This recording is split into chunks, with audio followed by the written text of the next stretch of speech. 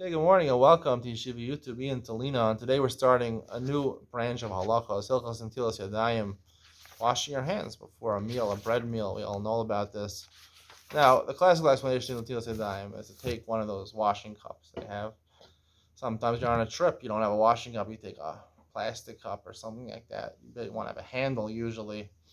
Some people are really machber. Even at Tilas Yadayim in the morning, I've seen people in my old yeshiva, they used to take two full washing cups. It wasn't enough. Now, all you need for Nidal Zayin for a meal, which is Nidal Zayin in the morning, is just a ruach ra. It's not really a halacha. Nidal Zayin for a meal is actually a bracha. It's actually a takana. According to the brachos, maybe it's not a chiyuv. It is questionable if it's a chiyuv or not a chiyuv until it's Zayin, but at least there's more support for it from the Gemara. It's a chiyuv for kohanim.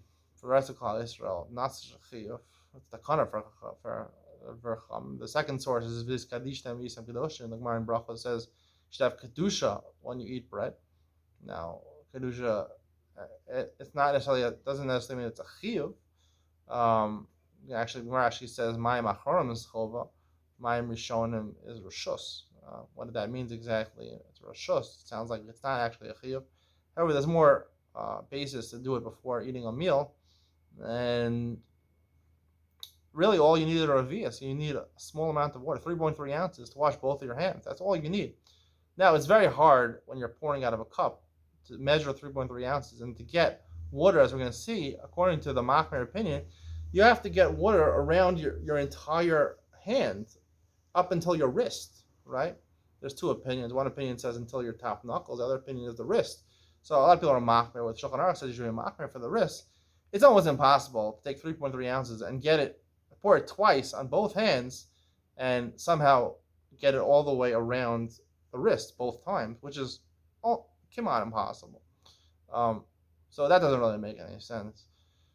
To me, the idea of Netilas Yadayim is just like you grew up and your mother said, "Come to dinner, don't forget to wash your hands." That's what Netilas Yadayim is. Netilas Yadayim is not. It's taking your hand. Netila means to take your hands, right? When you go to the sink and you take some of the liquid soap, palm olive soap, and you rub it in your hands. You don't have to take so much water, right? Because you're rubbing your hands. So even a revius of water with the soap, a pea-sized amount of soap, they told you during Corona, Aquagel maybe, or soap and Aquagel, both of them, a pea-sized amount. That's good enough to rub around your hands. That's called Netilas Yadayim. You're taking your hands. If it was taking a kli, you're taking a cup to pour, it should be Netilas Kos or Netilas Natla. Take one of those things. Netilas Yadayim is take your hand. That's all it really means. So you take a little bit of water and you rub your hands with the soap and clean your hands before the meal. And that's really what the Gemara in Brachos means. In the Kisa of Yisam Kedoshim, you should be holy. As I explained, being holy at my shiurim about marital intimacy, the idea of holiness is to properly enjoy this world. And part of properly enjoying this world is having etiquette, having good manners, and being clean. It's more dignified to eat when your hands are clean, when you're a clean person, taking a shower, all these personal things of hygiene, wearing clothes. We learned Masechah Shabbos today, handling avodah zarah. It's mitame masa according to Rabbi Akiva. Yeah, what does that mean? You have to go wash your clothes because when you came in touch, when you were carrying something disgusting, it makes you feel disgusting. So go wash your clothing to feel fresh. Fresh clothing makes you feel good, especially with a good scent. Especially if you use dry pad, the dry pads, the dryer pad, what do they call it? The dryer sheets they use to give it a good scent to make it feel soft. Wash clothing, it makes you feel good. So that's the way of removing the feeling impure, feeling not good. So Netilas Yadayim is the same thing. That whether even it's rishus, it's a good thing. It's good etiquette, it's good manners. Epicureanism, which I believe is basis of a lot of the halachas in the Torah, which basically Epicurean was a Greek philosopher around 250 BCE. And his philosophy on life was that you should enjoy the world, enjoy everything about the world, all the physicality, all the materialism. However, the ethics and the morality that people focus on should really be brought into that sphere.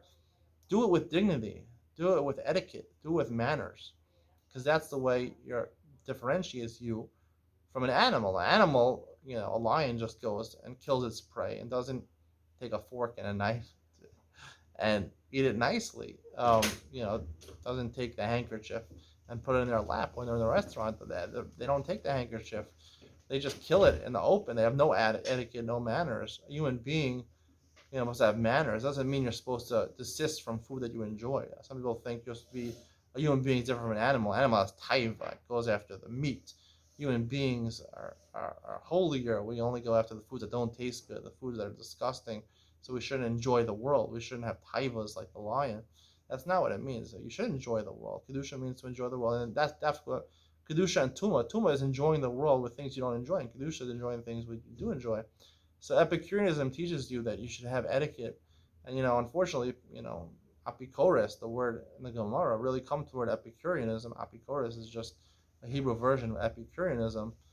People think apikoros is the worst thing in the Torah, but in light of what I'm saying, it's actually the best thing in the Torah. So we have to go back to all those times where it says apikoros and think about, a lot of times the Gemara seems to imply one thing, but unfortunately we take things in a literal way, and we don't think about practicality in life. You shouldn't take everything literally in a fundamentalist type of way, because it ruins the Torah. The Torah is written in a secretive way, so it sometimes misleads the person who understands the Torah in a literal, figurative way. In a literal way, a fundamentalist type of way. You have to think about it. That's why it's so important to know about Amaretz, about Aratzis, about the way of the world, to know, what the world does, the world, and how the world enjoys things, how the world acts, because those are relevant to the Torah. Only when you combine the two can you read the Gemara properly. Can you translate it from German to English? So the point is that Netilas Yadayim really is to take your hands and to wash them with soap and water before you eat.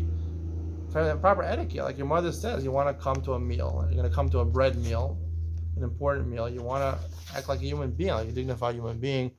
That's why a revius of water is enough. And then there's another halakha I want to talk about because it's related to me. Every morning for breakfast, I eat 4 Oreos. They come in these packages just sell in Israel, 4 Oreos in a package.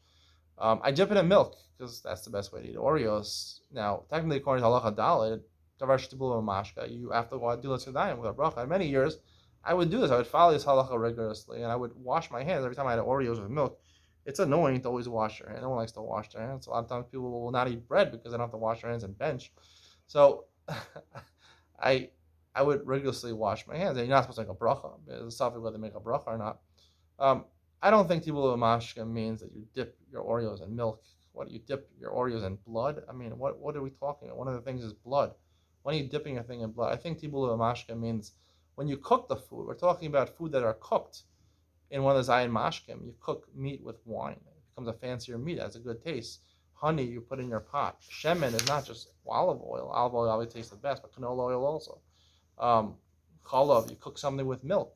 You could tal, maybe dew has a taste. I don't know. People, maybe gourmet chefs know about the benefits of using dew in your pot as opposed to water. Dam, you could have blood that you eat, meat that you could eat bloody. Even though technically you're not allowed to eat blood according to the Torah. Technically, you don't have to really remove all the blood. You just have to, salt it or whatever. If there's still some blood left, it's okay. It's mutter according to the Torah. So if you eat, meat that's rare or medium rare, some people, it actually can be bloody, the steak. Actually blood, which is okay, but it's cooked with blood in it, or those things. So that's all the Torah is telling you. When you have a fancy dish which is cooked with one of the zayin mashkim, which give it a significance, makes it a legitimate dinner that your mother's going to serve you, a legitimate dinner. I hope you have a legitimate dinner. Even in Israel, you should be having a meat dinner, or a legitimate. That should be the main meal of your day. A lot of people here in Israel think the main meal of your day is lunch, and then you eat this huge meal, and you fall asleep for 2 hours. I don't think the main meal of the day should be your lunch. Most of the world, their main meal of the day is dinner. I don't think dinner has to be eaten at 8, 9 o'clock. I think it should be eaten, like I mentioned yesterday, that there really should be only 2 meals a day. It should be brunch and then dinner at maybe 5 o'clock or something like that. That should be the main meal of your day. So for that meal, when it's cooked through the mashka, then you should wash your hands also like bread, because that's the main meal of your day. Because it's a dignified meal, and for dignified meals, you want to make sure your hands are clean with soap. So that's what I have to say about this halacha. And therefore, when I'm eating Oreos for breakfast, it's not really cooked in the milk. Maybe you could try that, cooking Oreos in milk. I don't know how good that would taste. But to dip it in milk It's certainly not a problem. You don't have to wash your hands for that, I don't think. Um, you know, all these halachos in the simon, and there's a lot of there's numerous simanim about Netilas Yadayim. According to my explanation, are have to gonna have to think about it in a different light. It talks about Netilas Yadayim. We're going to talk about has to use a kli. You have to use a cup or something to hold. Kli generally we think means you pour water from a kli onto your hands. In light of what I'm saying, we have a faucet. There's a question of whether a faucet is considered like a kli or not. But the problem is that we think of a kli as something that's pouring water on our hands. But according to my explanation, you don't need something to pour on your hands. So the kli becomes the bottle of soap. You have to design with a kli. You need soap when you wash your hands, and it has to be a type of soap which is not a disgusting soap. Some people I've seen, they take soap and there's a little bit of soap left at the bottom of the soft soap and the liquid soap, and they add a ton of water on it just to save the little bit of soap on the bottom. It has to be done in a dignified way. So you have to be a nice bottle of soap, and it has to be out of holes in it and things like that. We'll talk about that more as we go through this, but that's the basic premise I want to suggest here in Iyun to lean on. Again, it's Iyun to lean on. There is what to support what I'm saying. It's my own explanation. It's not rabbinically ordained because I'm not a rabbi, and I'm never going to be claimed to be a rabbi. If you want to make me a rabbi, that means you'd call me Reish Beis Lamed Rav Ben Sion Lang, which in English would be pronounced rebel, and you're going to think of me as a rebel. So if you think I'm a rebel, remember that I'm not a rabbi. So I'm just Baal. I'm just the Baal of the world. Joking. The Baal. So I'm just the Baal. So I'm the Baal. I'm not, a regular person comes over and I have a new explanation and halacha. Who cares? He's a man in the shul. He's an Amaret. He's not the rabbi. The rabbi says something crazy, like I'm seemingly saying over here. Sounds kind of crazy. You say, well, this guy's a rebel. He's morid on the Torah. He's rebelling against the Torah. But I'm just a regular person. It's my own thought. It's my own chiddush. Okay, write your own chiddush. Everyone can have their own daya. He's just a congregant in the shul. He's not the rabbi, so that's not rebelling against the Torah. So I'm not really rebelling against the Torah. I'm just telling you my shot is. For myself personally, a lot of the things I say, I do rely on them. A lot of the things, for example, the Oreos in this case, there's a lot of things that I believe in, and I think that's the point of halacha. When you ask a shaila from a rabbi, I asked a ton of shailas when I was younger because I didn't know the halachas. I wanted to hear what the rabbi would say. And so what? You're in the Gemara says in Avodah Zarah, a rav that was aser, you can't go another rav to matir. So what? You stuck your whole life. Then you learn the sugi yourself, and you say, wait, opening bottles on Shabbos is a problem. My rabbi says it's a problem. I don't think it's a problem. I learned the sugyas. There's no problem with it. You're stuck. No, the Gemara is saying if you're not an educator, you didn't go through the sugyas, you didn't have time to learn. So when you go to one Rav and he asers, you can't go to another Rav and matir because you got a psak from the Rav. But for you, if you can find a good svara and you believe legitimately what you're saying after learning through the sugya, after learning through the halachas, then you can undermine whatever psak you got from your rabbi. You don't have to rely on the rabbi. It's better. The best is to get it from your own knowledge, and that's the difference between Esav and Yaakov, right? In this past week's parsha, Esav says Yeshli Rav. I have a Rav. I have now, and Yaakov says Yeshli Akol. The people think Yeshli Rav. He had a lot of possessions. He wanted more. And Yaakov said, I have a lot, but whatever I have is whatever I need. I don't need more. But a different explanation, Yeshli Rav. I have a Rav, meaning I don't ask my shayla. I don't decide my shayla myself. Some people, even if they're knowledgeable, they don't want to pass on a shayla. They're too nervous to decide the halacha themselves. They don't want Hashem to punish them, so they always want to get guidance from a rabbi. Or sometimes they're not knowledgevel. Everything they ask the rabbi, Yeshli Rav. Right? He said, I have a Rav. Right? Esav, you think he was a guy. He was an Amaret. He wasn't an Amaret. He was the one asking his father how much Shumas and Ma'is he take off from salt. Rashi says he was a Talmud Chacham. He was the brisker. He was the guy that was doing all the chumras. Yaakov was the guy that was each tam. He was the wholehearted one. The simple explanation of the halacha, the kulas. He was looking for the kula. That's what Yaakov was. Yaakov, Yeshli Akol. He said, I don't need a Rav, right? Maybe in the beginning, when I don't know the Torah, I needed a Rav. I needed to ask someone for advice how to keep the Torah.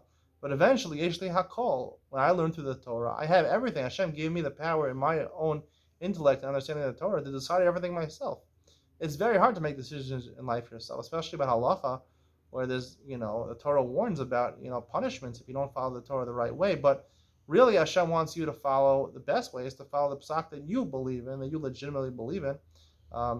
And according to your understanding of the Torah, that's the way the world goes. Just because there's a chumrah in Shulchan Aruch, and the Shulchan Aruch says it's good to be machmir, to have Rabbeinu Tam tefillin, and you decide you don't want to, because you legitimately feel that halacha is like Rashi. It means what? You go up to Shemayim, Hashem's going to punish you because the Shulchan Aruch and your Rebbe said to have Rabbeinu Tam tefillin. You're not going to get punished if you legitimately believe that. Hashem knows deep down inside a person's heart if he's sincere or not.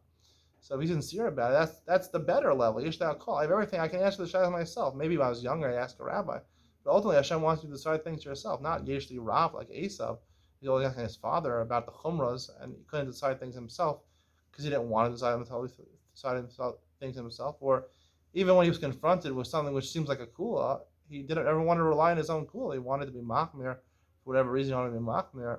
That's the difference between Esav and Yaakov. Esav was not this disgusting, animalistic type of person that people make him out to be. He was actually the opposite. He was the frumach that was learning Torah all day. Yaakov was in Yeshiva Shem Be'er, but he left. He got married. Esav was learning all day. Kolel. Hope you enjoyed today's share. See you on the next one.